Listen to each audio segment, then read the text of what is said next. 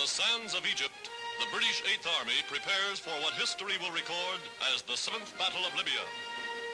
Planning the action, General Montgomery and Air Vice Marshal Cunningham. For weeks, the British prepared with a thoroughness bred of past experience. For weeks, vast supplies and equipment have poured in from England and America.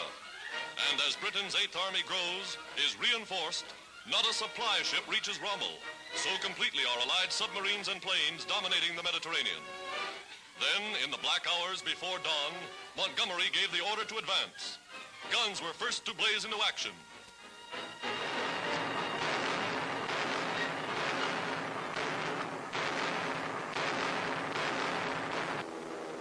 Daybreak, and squadrons of Allied fighter planes take to the skies. The most powerful air fleet ever unleashed in the Middle East.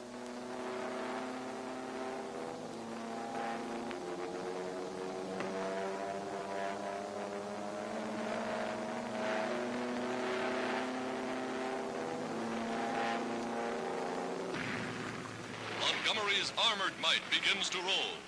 The British offensive is on in force. From the sky, American and RAF bombers blast the enemy across a 40-mile front, unleashing tons of high explosive on Rommel's surprised and reeling Africa Corps.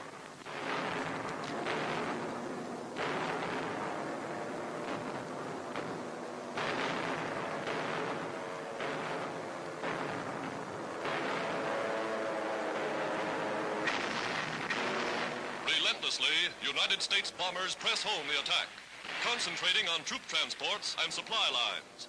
Yankee bombardiers and Britons repaying the Nazis for the strafing of helpless civilians who once fled along the choked and bleeding roads of Belgium and France.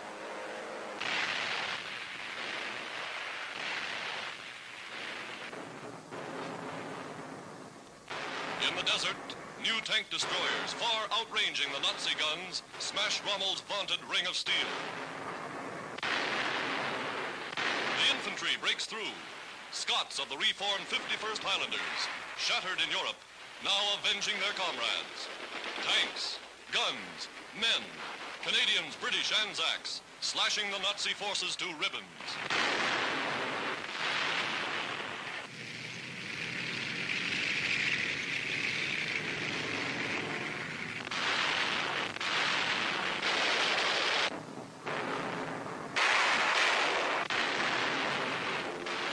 So complete is Allied air superiority that the Germans offer little resistance.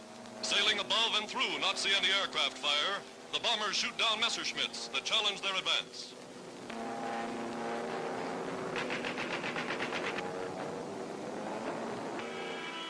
With devastating accuracy, bombs made in the USA spread havoc and destruction, take terrific toll of the shattered Nazi war machine. Outflanked, outgunned, outmaneuvered.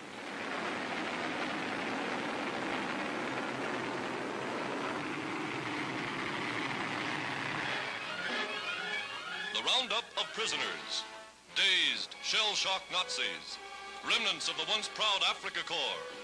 Whole divisions of Italians, abandoned by their German masters, gave up, begged to be captured.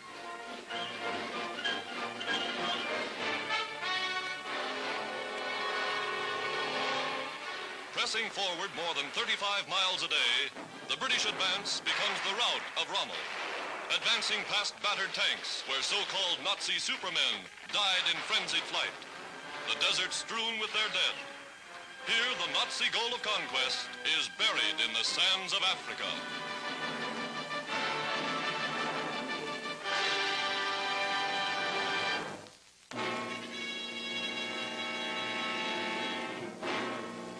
Gray dawn off the French North African port of Oran brings United Nations the best news yet. A gigantic American invasion force is landing. A second front is at hand. Scenes here at Oran are typical of successful occupations from Algiers on the Mediterranean to Casablanca on the Atlantic. Coastal guns guarding Oran and Mers el Kabir drop a few shells into the harbor. But everywhere, French resistance is hardly more than a gesture.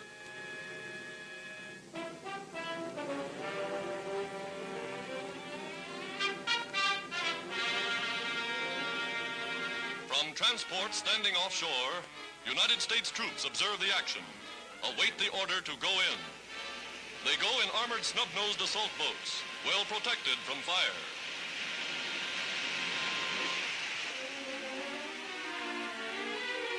Wading ashore, the Americans establish beachheads exactly as planned months in advance.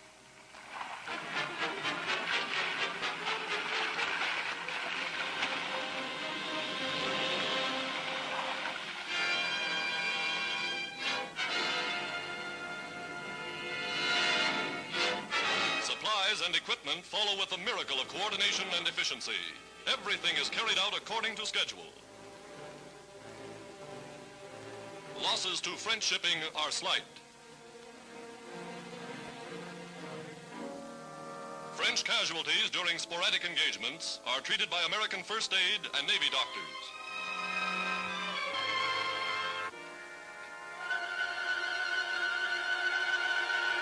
The American entry into the historic city of Oran is a memorable event. For in seizing control of France's strategic North African ports, the United States is striking the first blow toward bringing about the collapse of the Axis.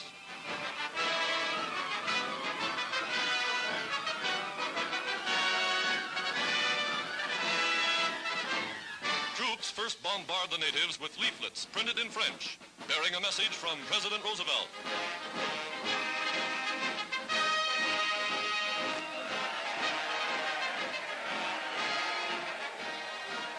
Instructed to conduct themselves courteously toward the populace, the Army takes over without incident.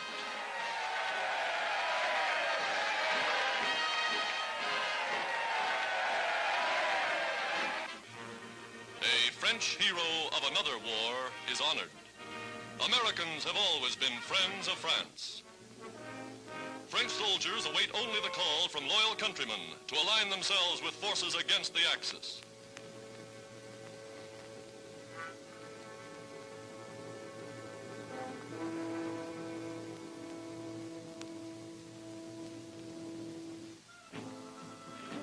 Natives of Oran look with interest upon the Americans, of whom they've heard so much. Gape with wonder as a Signal Corps trooper contacts his regiment by field telegraph. First to be seized are Oran's 4 aerodromes. Paratroops took over Blida and Maison Blanche, the principal fields in Algiers. Consolidating their positions, United States mechanized units moved quickly to cut railway lines and highways, to join United States forces in the northwest with the British in Libya. For with the Axis thrown out of Africa, one prong of Hitler's pincers to strangle the Middle East is utterly destroyed. Of far greater significance, when the United Nations hold North Africa, the Axis will be open to attack from Sicily to Murmansk. African oil tanks are in Allied hands. Power plants are taken over. Railway lines are operated by experts from America. Trucks can now haul supplies overland. Down the excellent coastal highway, American infantrymen swing along on the road to Tunisia, the last Axis stronghold in Africa.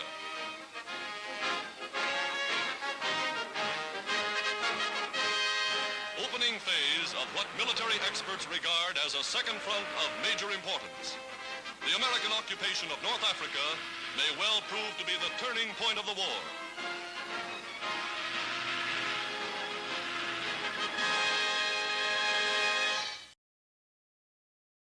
Thank you for joining me on this journey to explore the heroic history of Douglas MacArthur, the legendary warrior who never backed down. If you love stories using moving, inspiring characters like this, don't forget to like, subscribe, and turn on the notification bell so you don't miss the next videos. Your subscription is a great motivation for me to continue telling memorable stories in world history.